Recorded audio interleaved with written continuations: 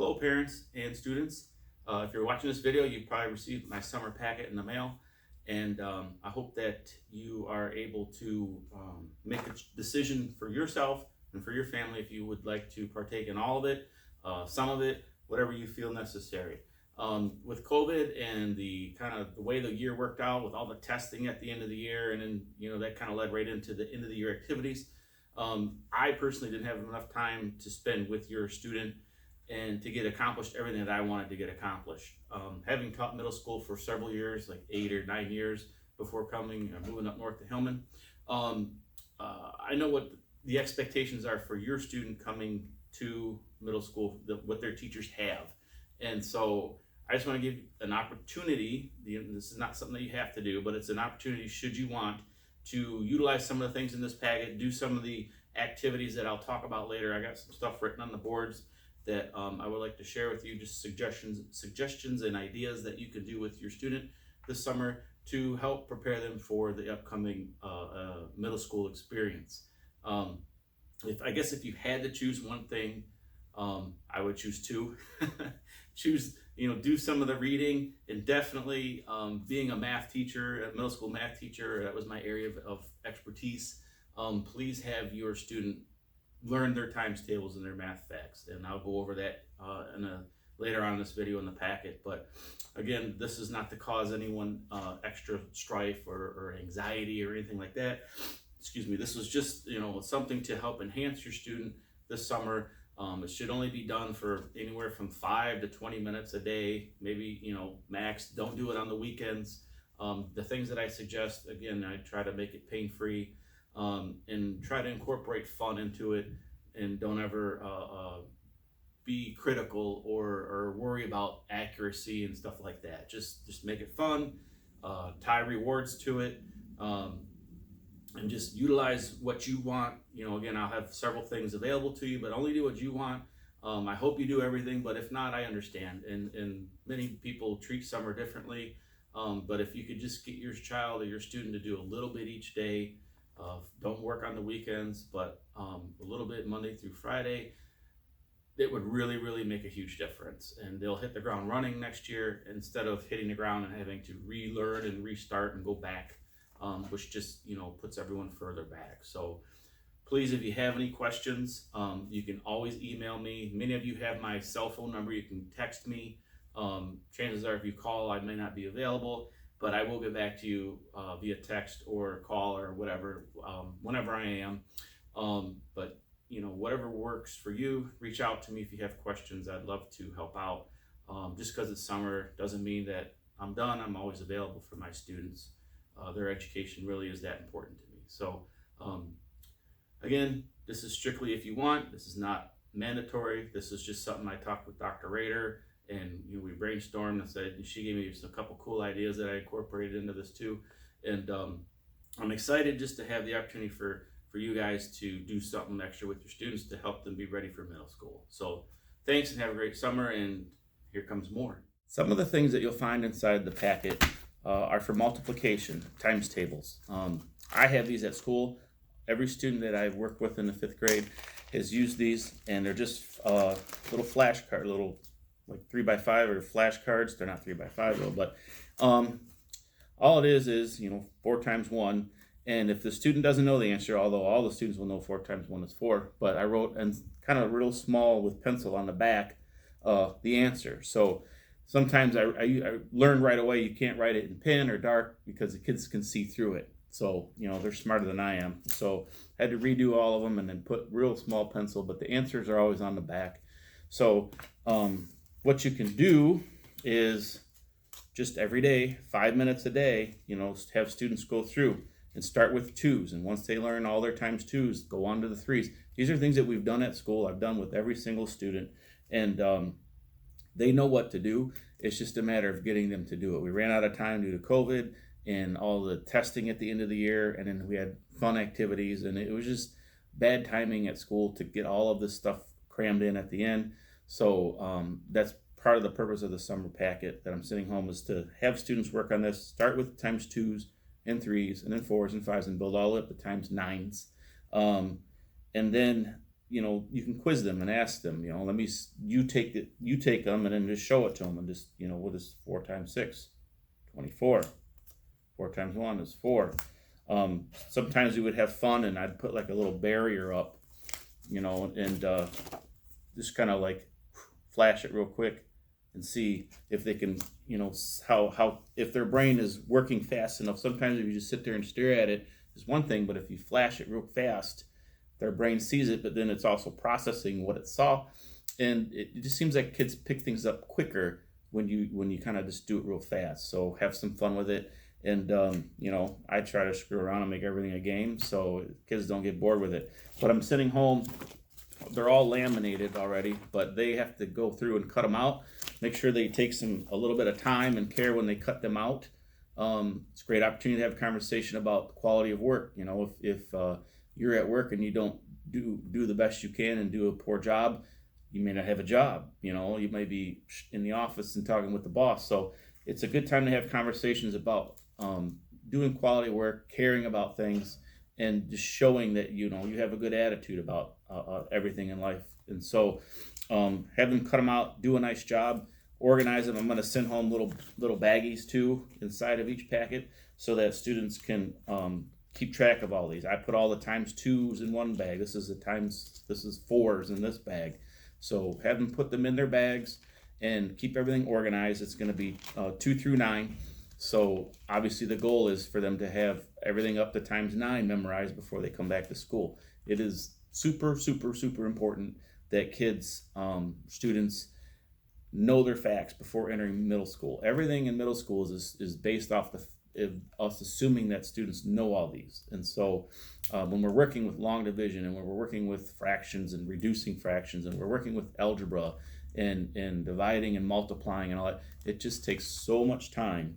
If kids are still using, or students, are still using the little charts or using a calculator to figure this stuff out, they got to know these facts to move forward and to make good progress in middle school, which is preparing them obviously for high school. So please, if you have to pick and choose what you do this summer, as far as my packet that I send home, make sure that they know their facts for multiplication before they come back. It's so important, and that's why I try to spend as much time on it as I could this summer or this school year. Didn't get to all of it with all the students, but most of them have a very, very good start on this. Most of them are times 6s or 7s. I did have one student complete it. Great job for her, and just keep on going, and they'll get there. I know they can all do it. It's just a matter of organizing your time, making sure that they can get through it every day, and they will get there, I promise. Another thing I forgot to mention about the times tables was that I'm going to include a little chart just for whatever reason, but I have put in here that you can give them a little test. So if they know it, you go through the cards and they seem like they really know them pretty fast and they're not making any mistakes on the cards, then let them have a test. And you can give them 2 minutes to take this. No calculator. Don't let them use the cheat sheet. But there's a sheet for times 2s, 3s, all the way up to times 9s. So that'd be great if they come back in the fall and they can say to their math teacher, give it to Mr. Nemo or whoever, and say, look, I did this summer, something they can be proud of. And I'm sure that whoever they report to will have some sort of reward for them. I know I would if they bring it to me. So let them show and have proof of their test, and mom and dad can sign off on it or whatever. And maybe they can tie this reward into something at home that you want them to earn or have. So there's a little test there if you want to give it. If you don't want to, it's perfect. Obviously, it's your choice to do any of this stuff. So feel free to recycle it if you don't want. Another item that you'll find in your packet is an envelope addressed one to me and one to Dr. Rader. And they already have stamps on them. They're all filled out. All you got to do is, put the contents in here and drop it in the mail. What I have included in each packet is an example of a letter that I think this is actually a letter that a teacher wrote to a student, but it just shows the format. Dear Mr. Nemo, dear Dr. Rader, write some stuff down. Maybe after you go on a trip or go on a successful fishing adventure or go for a walk in the woods or anything that you've done, drop us a letter. We'd love to read about your experiences this summer, some things that you've done. You don't have to do this right away. You can do this in August or the end of July, after you've experienced some things this summer, hopefully with family and friends. Maybe you had a big party or a grad party that you went to that was a lot of fun and crazy or something like that. So there's an example of a letter, and then 2 sheets of paper, one for me, one for Dr. Rader. And if you don't feel like writing to us, if you want to write to somebody else, that's great.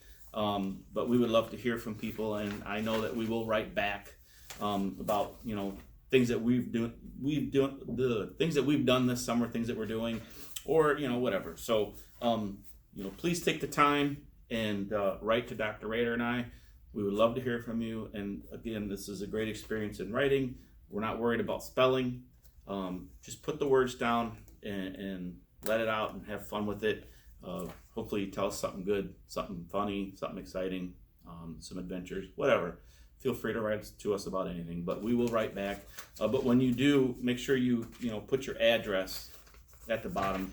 We'll be able to look it up, but it would save a lot of time if you're able to put your address at the bottom, and we'll go back to you. While we're on the topic of writing, it is very important that you try to get your students to write every day. This can be difficult. Maybe just, let's say, Monday through Friday, just 5 minutes, 2 minutes, something. We want to make sure that they're forming letters, writing words, not worried about spelling. That will come. But let's get them to write something every day if we can. Some suggestions is you can have them make a TV schedule or a list of their favorite YouTube channels. Have your student write your shopping list. If you're going to go to Meijer, Walmart, to the A1, wherever it is that you shop, Freddy's, have them make the list and have them read the list back to you in case they do use some inventive spelling. As long as they can read it, then you should be fine. That's a kind of a good thing for students. Have them write those shopping lists. Play hangman every day. Just maybe pick a new word or pick a funny word that you want to put into the hangman, and you do a round and they do a round, and maybe whoever gets it right gets to pick the ice cream flavor of the night or something like that. You should try to make learning fun, make it rewarding. I like to play a lot of games and give kids rewards, and so feel free to do crazy stuff like that. And this one didn't come out very well, but some things that let me get a little closer here. Something that I would love to read myself from students is write in a summer journal every day. Just a few sentences about highlights of the day. That's really doesn't show up very well, but highlights of the day, or maybe on every Friday you write about what you did during the week.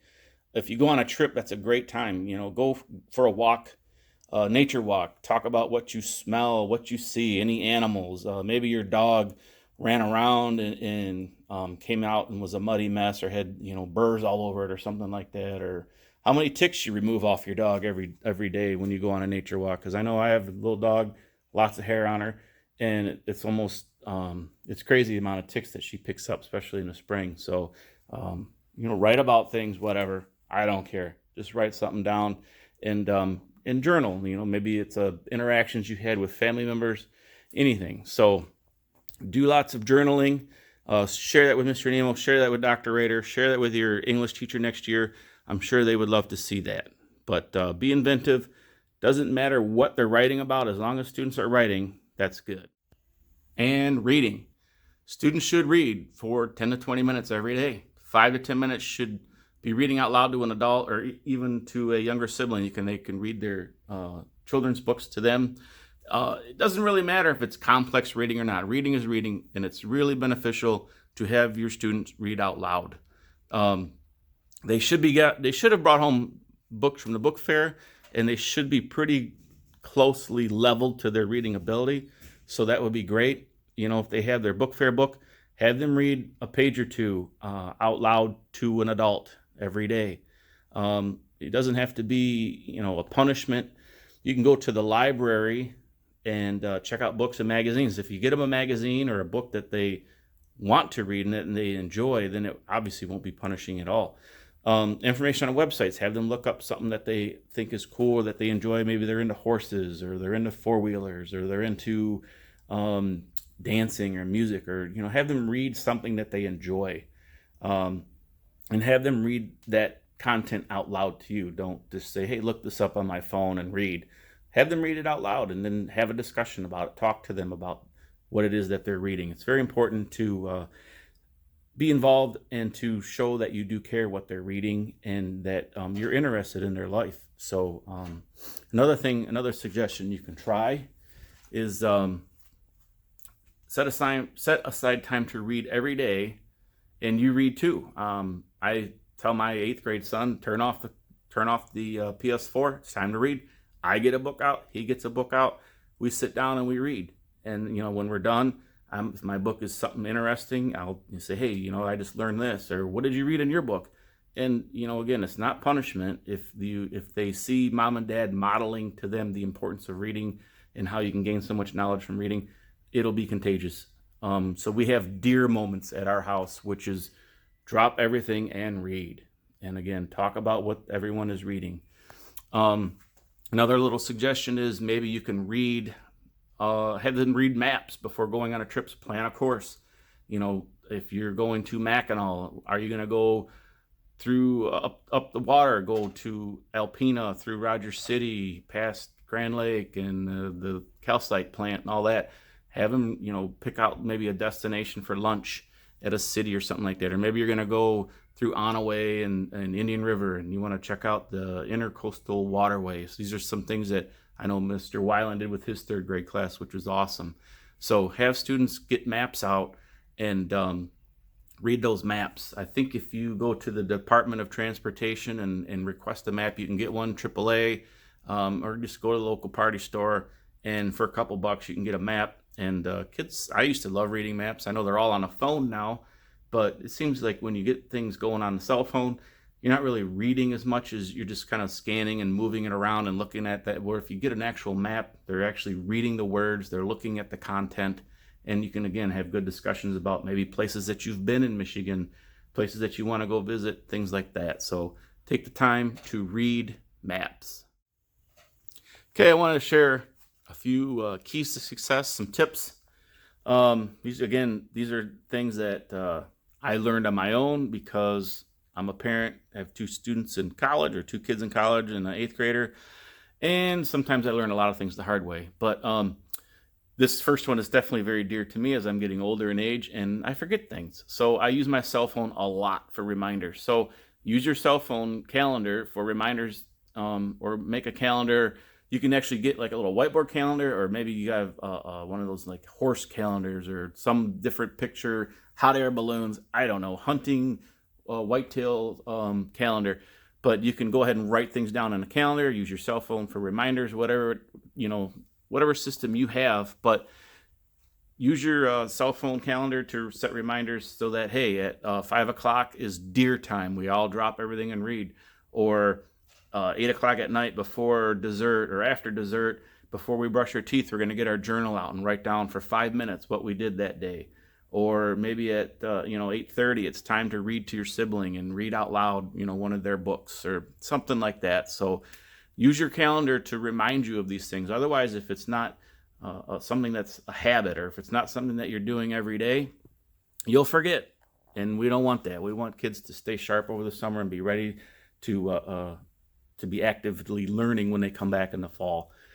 Set aside time and stick to it. I know it's tough. Again, I learn a lot of these things the hard way, and I make mistakes myself, and I'm not always the greatest at this. So you got to really dedicate yourself and say, hey, I'm going to do it. One thing I am good at is having fun and being goofy. I try to make everything into a contest or a challenge, or put rewards on it.